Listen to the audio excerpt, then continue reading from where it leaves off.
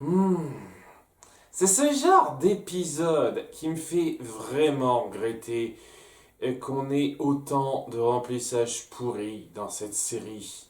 Vraiment, vraiment. Parce que ce genre de choses aurait pu être particulièrement marquant et puissant si on n'avait pas tourné en rond. Si on n'avait pas tourné autour de pot et si on n'avait pas perdu notre temps pour des conneries. Ça, ça défait la force de ce moment-là. Parce que voilà, c'est un moment assez puissant, on découvre Terre tes sauces et il va y avoir pas mal de choses intéressantes à dire. Mais dans ma tête, il y aura toujours le fait que je viens de me taper 3 épisodes légers, gaguesques, ridicules, où nos personnages font les cons, juste avant. Voilà, juste avant, il y avait ça, et tout d'un coup, on enchaîne sur un truc ultra sérieux qui aurait largement gagné à être un tout petit peu mieux amené, mieux, mieux mis en place, quoi. En termes de ton, déjà en termes de scénario un tout petit peu, mais en termes de ton surtout, c'est particulièrement gavant. Je vous jure, c'est particulièrement gavant en rétrospective, ça. Voilà, cet épisode aurait pu me toucher vraiment beaucoup. Il me touche un peu, faut pas exagérer, hein, c'est un bon épisode bien foutu, hein. Ah, c'est clair, net, on est à 1000 lieues de la merde qu'on a eue récemment, c'est sûr, hein. Et j'aurais quand même quelques mini-plaintes, mais pas énormes, à faire là-dessus. Mais voilà, ça n'a pas la force, la puissance que ça pourrait avoir à cause des à côté, à cause de ce qu'on a mis en place avant.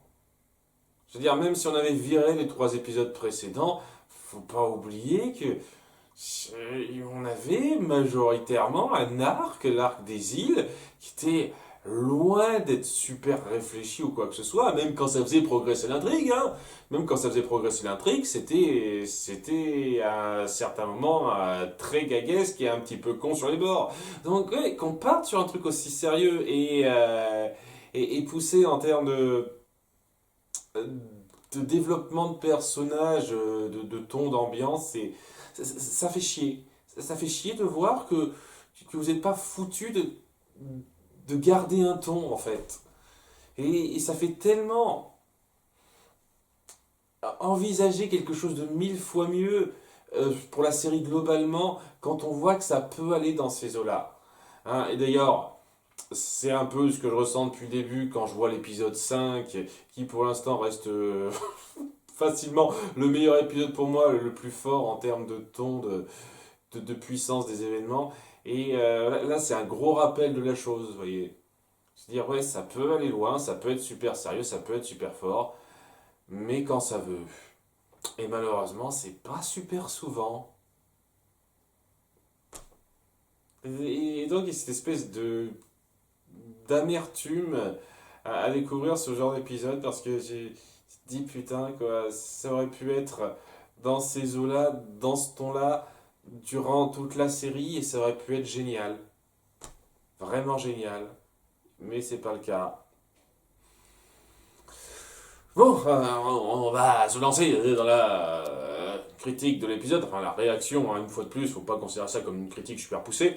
Donc, nos personnages arrivent enfin à Tartessos, hein, je sais pas, dirigés par le talisman sans doute, et ils se crachent, comme ça. Parce qu'ils savent pas bien atterrir. Je comprends pas pourquoi vous mettez ce détail en place. Si vous auriez juste pu les faire atterrir, pourquoi ils se crachaient aussi violemment. Enfin bon, Nadia finit par être habitée par une espèce de conscience un peu particulière, ce qui est un peu bizarre. Ça doit être l'eau bleue. Elle marche sur l'eau pendant 30 secondes, c'est Jésus Nadia. Il y a le Grattan qui la suit avec tous les autres dedans.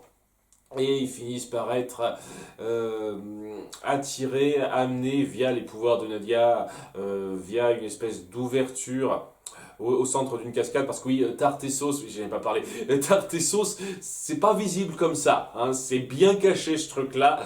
Donc, ça se trouve pas comme ça. Ce qui rend la chose un petit peu bizarre par rapport aux épisodes précédents une fois de plus, puisque il y a les indigènes du village où ils étaient qui considèrent que Tartessos c'était une cité avec laquelle on pouvait parler, qui était dans le coin, quoi. Et ça allait, mais apparemment, maintenant, dans cet épisode, on dit que c'est pas trop le cas. Hein. C'est genre, on était bien cachés, on avait notre technologie qui nous permettait de bien se ranger dans notre ville, donc c'est bizarre. Pour moi, c'est un petit peu bizarre, la logique, la cohérence par rapport à ce que montraient les 3 épisodes précédents, et je pense que ça vient en grande partie du fait que les 3 épisodes précédents, enfin surtout les 2 épisodes centrés sur le village africain, c'était vraiment du gros rajout, pas du tout pensé à l'avance, et qui fait super tâche. Hein. Hein, ça l'appuie davantage, ce truc-là. En tout cas, voilà, elle finit par les faire atterrir dans un long couloir, c'est très sombre, c'est tellement peu éclairé qu'on se dit tiens on va faire ça en noir et blanc presque. C'est un peu ce qui se ressent. Et il y a Nadia qui revient de sa transe, elle a peur de ce qui peut arriver, et va y avoir cette espèce de long cheminement à travers les couloirs vides et mornes. Il y a une ambiance super froide, super pesante, où ils se rendront là où c'est censé être tarte et sauce, et où Nadia affichera de plus en plus ses craintes, son manque d'assurance par rapport à elle-même, tout en expliquant petit à petit les choses que nous on savait et que les autres personnages ne savaient pas. Ce qui rend le truc un tout petit peu redondant pour nous en tant que spectateurs, parce que ça on le sait. Donc voir Nadia expliquer pendant une longue période de temps qui elle est, genre une princesse atlante, elle a des pouvoirs, c'est elle l'héritière du trône de Tartessos. Tartessos qui est devenu donc Néo-Atlantis depuis que Gargoyle a pris le pouvoir, tout ça, on le sait en tant que spectateur. Évidemment, nos personnages, autres que Nadia, ne le savent pas, mais nous, on le sait en tant que spectateur, donc ça fait légèrement déversement d'exposition qui aurait mérité, c'est pas être tout petit peu mieux mis en place avant. Nadia aurait pu raconter une partie de la chose avant. Je veux dire, le fait qu'elle dévoile à tout le monde que c'est elle la princesse héritière du coin, je pense sincèrement que ça aurait pu être dit avant. Voilà, après je sens qu'on va me rétorquer l'argument tout à fait valable que elle gardait ça pour elle parce qu'elle a un petit peu peur et il va y avoir un peu son évolution de personnage qui va jouer là-dedans.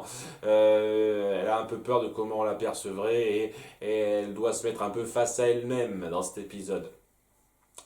Donc voilà, ça joue un petit peu. Le truc c'est que voilà, il y a bien 5 6 bonnes minutes qui sont du déversement d'exposition sur Nadia qui explique qui elle est, d'où elle vient, ce que signifie ci, ce que signifie ça, chose que, une fois de plus, moi, en tout cas, en tant que spectateur, je sais. Donc, ça fait un petit peu. Je sais pas, j'ai l'impression qu'on aurait pu remplir ça avec des discussions un peu différentes. Il faudrait accélérer un peu plus ça, quelque chose comme ça. Et bon, c'est aussi pour appuyer le ton pesant et un peu lent de l'épisode qui passe nickel, hein, globalement, parce que voilà, il y a Nadia qui a vraiment des craintes, elle est vraiment pas sûre d'elle. Et en dépit du fait que les autres veulent vraiment être là pour la soutenir, il y a une espèce de carapace qui se casse chez elle où elle affiche de plus en plus son manque de confiance en elle, qui, une fois de plus, aurait grandement mérité d'être davantage mis en avant. Parce que voilà, il y a des moments qui sont très bons, hein. Vraiment, il y a un moment que j'ai adoré dans ce moment de couloir où Grandis essaye de rassurer un petit peu Nadia en disant, tu sais, toi et moi, on a quelque chose d'un petit peu similaire. Elle parle un petit peu du fait qu'elle est aristocrate, qu'elle a également des bijoux qui lui viennent de sa mère, tout ça, tout ça. Elle essaye de faire un petit parallèle gentil pour essayer de la rassurer, lui dire, tu sais quoi, t'es une princesse, c'est pas grave, on s'en fiche. L'important, c'est que t'es Nadia et tout et tout. Et je vous jure, ce genre de scène entre Nadia et Grandis, je suis tellement déçu qu'on n'ait pas davantage développé ça.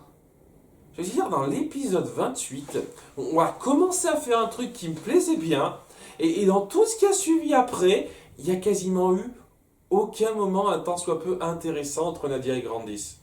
Je veux dire, de temps en temps, ouais, elles discutaient un petit peu, mais il n'y avait rien qui se développait en termes de relations intéressantes, de pseudo-mère-fille, ou en tout cas de personnes vraiment attachées l'une à l'autre. Et ça aurait été tellement bon de mettre ça en place sur plus de temps. C'est vraiment dommage, quoi. Alors, si je dois compter les moments forts entre Nadia et Grandis où on sent qu'il y a une attache qui se crée, honnêtement, j'en vois que deux. Mais vraiment, hein? Sérieusement, je vois l'épisode 12, ça me semble, où elle finit par raconter sa vie Grandis à Nadia et à Marie.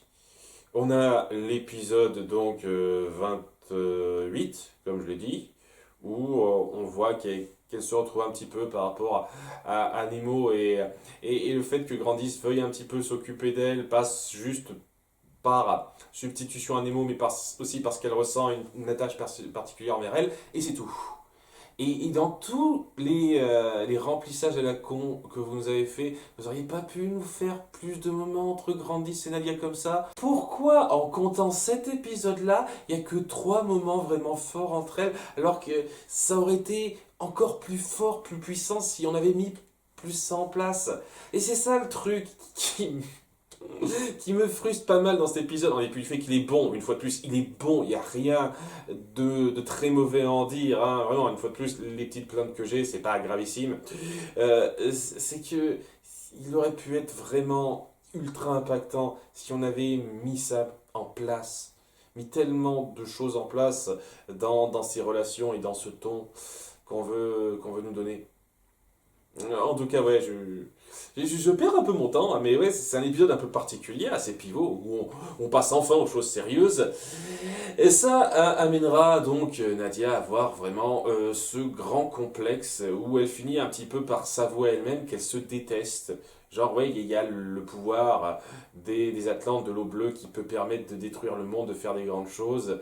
Et c'est pas moi qui devrais avoir ce genre de responsabilité lorsqu'elle voit les ruines, les âmes de tous ces Atlantes qui lui parlent via l'eau bleue, tous ces Atlantes morts, hein, qu'on soit d'accord, et où elle sent le poids de la chose, et comme quoi elle n'est pas faite pour ça, elle se déteste, elle s'énerve facilement, et elle n'a pas pu dire au revoir à son père, etc., etc.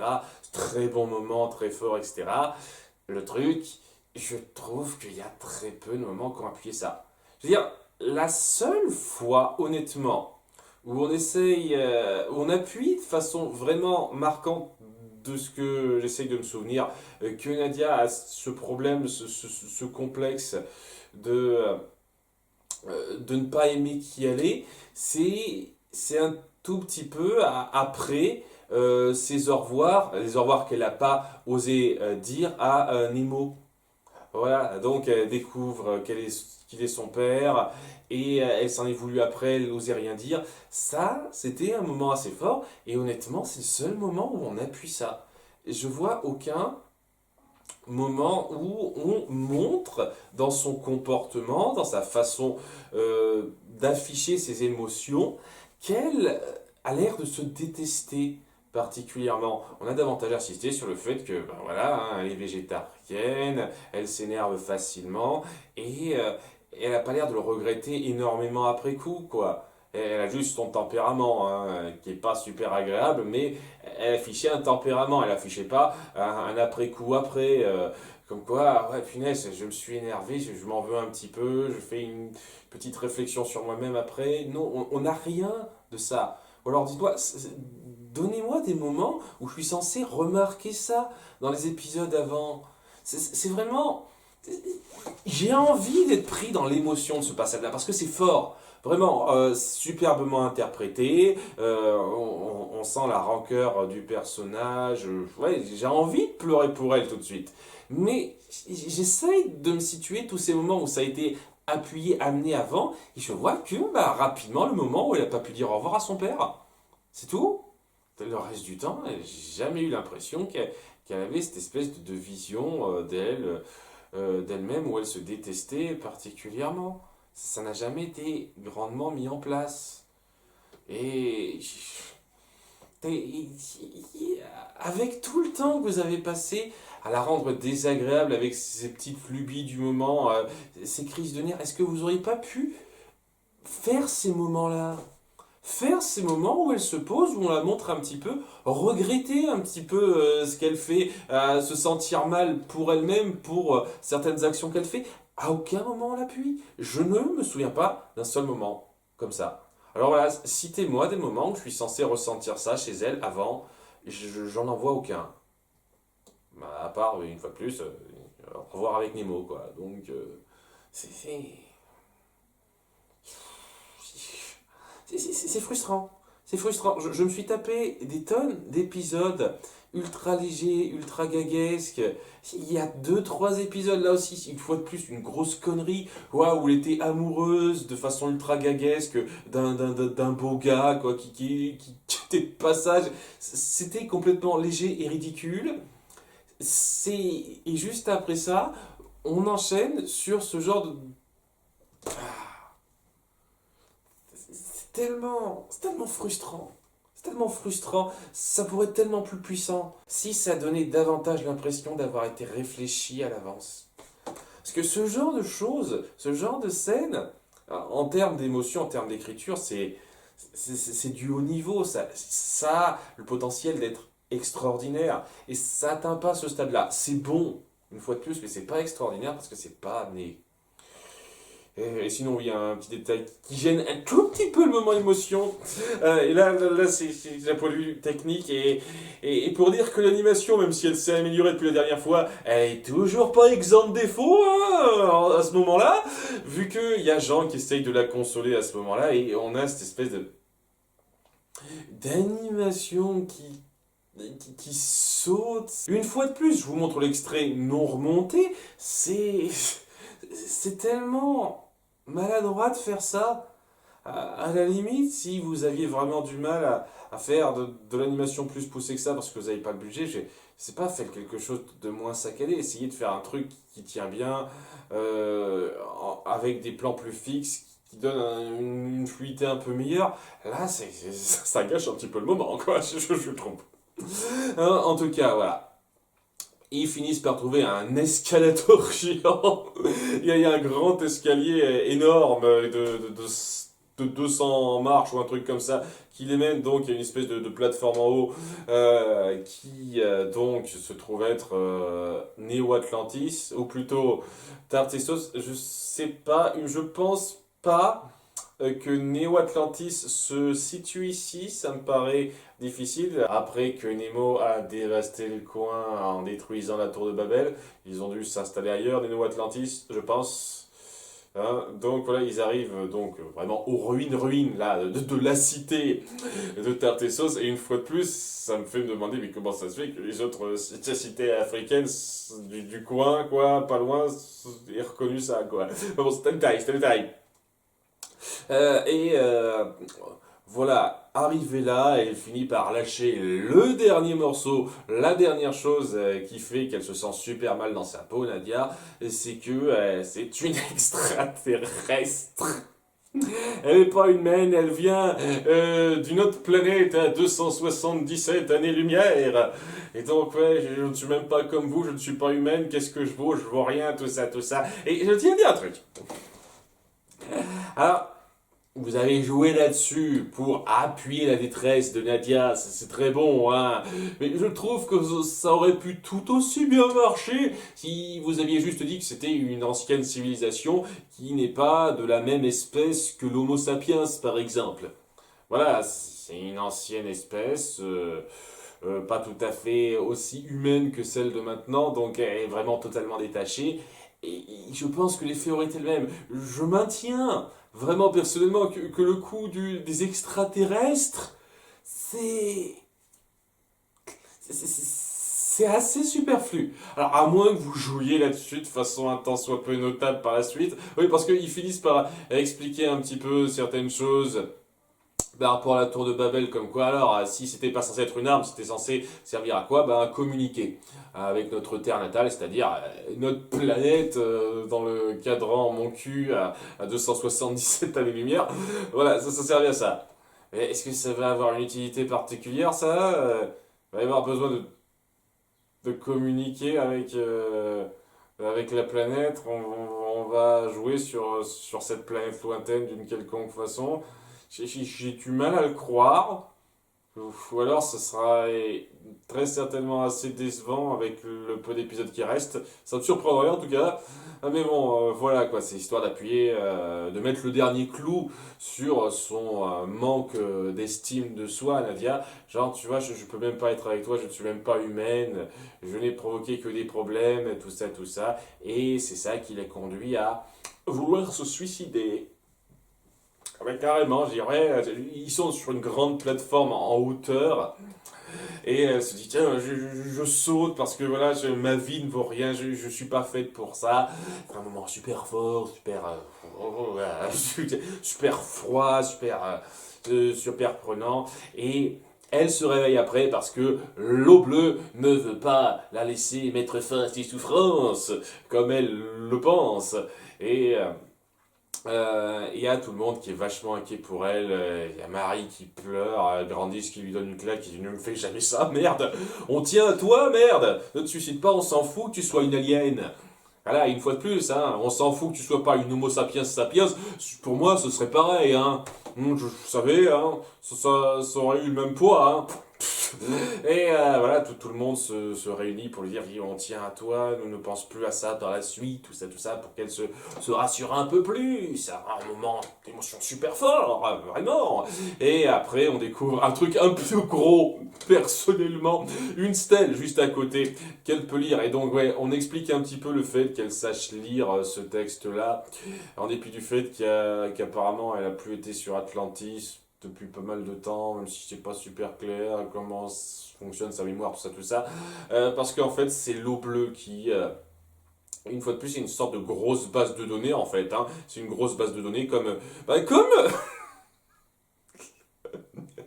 comme les talismans dans les mystérieuses cités d'or, au bout du compte. Cela dit, dans les saisons 2 et 3, hein, c'est plus dans les saisons 2 et 3 qu'on met ça en avant. Mais ouais, c'est une base de données donc, qui lui permet donc de lire l'Atlante ou le Tartésien ou l'alien, hein. Vous voyez ça comme vous voulez au bout du compte, hein.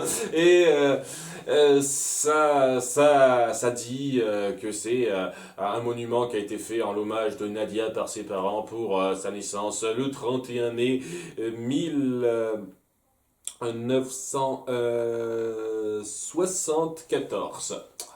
Voilà, ce qui fait que, étant donné qu'on est le 31 mai aujourd'hui, ah ben ça tombe bien. Ça tombe bien, dites donc, bah, c'est son anniversaire. Et tout le monde lui souhaite joyeux anniversaire, bravo pour tes 15 ans, histoire d'appuyer un moment émotion. Et c'est un petit peu gros comme par hasard qu'elle soit là pour son anniversaire, mais c'est mignon. Ah, c'est mignon, tout le monde lui chante son anniversaire, elle est heureuse d'avoir tous ceux-là qui s'intéressent à elle, qui s'inquiètent d'elle. Ça se termine sur ce touchant moment quasi familial, pourrait-on dire, avant qu'il y ait un cliffhanger, un bruit un peu familier qu'ils reconnaissent, et alors qu'ils viennent voir pour vérifier ce que c'est, suspense, vous verrez l'épisode suivant. Alors, le bruit, je vous cache pas que je l'ai pas reconnu particulièrement. Est-ce que c'est le Nautilus? Est-ce que c'est un vaisseau de gargoyle? Est-ce que c'est autre chose? Je ne sais pas trop. Enfin bon, hein, le fait est qu'ils retrouveront très certainement une connaissance, en bien ou en mal. On verra l'épisode suivant, ça. C'était un bon épisode, bien fichu, et j'aurais vraiment particulièrement adoré, en dépit des quelques petits trucs que j'ai à dire, mais une fois de plus, c'est pas des gros problèmes, hein, lire l'exposition un peu forcée, l'anniversaire un petit peu comme par hasardesque, ce genre de truc, c'est vraiment pas des gros problèmes. J'aurais vraiment adoré si, comme je l'ai dit, ça avait été un tout petit peu amené, appuyé par les épisodes précédents, ne serait-ce au moins en termes de ton, mais même pas en termes de ton, et même en termes d'éléments scénaristiques, je trouve qu'il y a des trucs qui auraient mérité d'être largement plus développés, hein. Certaines relations, certaines considérations de personnages, tout ça, ça n'a pas été fait avant. Ce qui fait que tous ces moments émotion, tous ces moments de personnages, toutes ces relations qui sont super jolies à voir, eh ben, je les ressens pas autant que je devrais. Ça devrait être quelque chose de vraiment tire-larme, quelque chose qui me mettrait sur le cul et m'émouverait à fond. Et le truc, c'est que ça m'émeut, hein, ça m'émeut, mais pas énormément. Et c'est dommage, vraiment dommage. C'est juste, ça appuie, comme je l'ai dit, le gros problème de cette série, en fait. Quand on peut aller à un niveau aussi fort dans le sérieux, dans l'introspection de personnages, faire tous ces remplissages et tout ce ton gaguesque qu'on a fait avant, c'est particulièrement gavant. Ne serait-ce que King, par exemple. Voilà, lorsque tout le monde souhaite son anniversaire à Nadia, il y a le petit moment un petit peu mignon où King se frotte contre sa jambe comme un petit chat, quoi, parce qu'il l'aime et tout et tout. C'est super mignon, ça. Ce genre de moment, on n'en a quasiment jamais vu de tous les épisodes qu'on s'est tapé avant, depuis l'épisode 23. Depuis l'épisode 23, King, la seule fois qu'on montrait qu'il était un peu attaché à Nadia, c'est lorsqu'il était soi-disant jaloux, se sentait délaissé et que Nadia traînait avec quelqu'un d'autre, alors que merde quoi, dans tous les autres moments, il était jamais avec elle, jamais il passait un peu de temps avec elle. Jamais on montrait qu'il y avait cette espèce de relation un petit peu jolie. C'est genre l'ami le plus de longue date qu'elle a. Et jamais on montrait ça dans, dans tout l'arc des îles et même le délire sur le village africain. Jamais. Et on était plus intéressé à faire du gag autour de King, très, très ridicule, très grossier. Et, et ce petit moment où Don King se frotte contre sa jambe pour montrer qu'il est vraiment attaché à elle, qu'il est avec elle, tout ça, il aurait eu tellement plus de force, tellement eu plus de poids si on avait montré des petits moments où Nadia et King passent du temps ensemble, où elle le caresse, où elle s'occupe un petit peu de lui elle ressent une attache pour cet animal de compagnie qu'elle a avec elle depuis aussi longtemps. On n'a pas eu ça. Je vous jure, les 12 épisodes précédents, c'est particulièrement gavant de voir le peu de choses que vous avez développées dans vos personnages, dans votre ton, dans votre... C'est passé de ces 12 derniers épisodes qui ont eu leurs petits moments forts, c'était pas que de la merde, faut pas exagérer, mais qui étaient quand même à un niveau assez bas de plafond à de nombreux moments, qui essayait très peu d'appuyer des moments super forts de personnages, et les rares fois que ça le faisait, on prenait pas le temps de développer ça de façon super satisfaisante, à cet épisode 35 où on prend le temps de montrer la détresse du personnage, de montrer ses liens avec ses proches qui sont prêts à aller loin pour elle, en dépit de toutes les révélations qu'elle leur fait. Passer du coq à l'âne, comme ça, de 12 épisodes qui, euh, qui partent sur quelque chose de totalement différent que ce qu'on a dans cet épisode 35, c'est particulièrement discordant. Il y a un effet particulièrement percutant, pas en bien, qui se ressent quand on passe de l'un à l'autre. C'est... C'est gênant, voilà. C'est gênant, et c'est ça qui m'empêche de l'adorer autant cet épisode, parce que dans d'autres circonstances, il aurait été extraordinaire, comme je l'ai dit, hein. Extraordinaire, vraiment. Il manque, il manque un truc avant pour que ce soit cet épisode extraordinaire que j'aurais vraiment adoré. Hmm. Enfin bon, je pense que j'ai passé beaucoup trop de temps sur la réaction à cet épisode. J'espère que ça vous aura plu, hein. Ah, j'ai pas été aussi marrant que d'habitude. J'espère que l'épisode 36, j'aurai de quoi me plaindre, de quoi commenter de façon un peu plus conventionnelle. À bientôt donc pour l'épisode 36. Bye.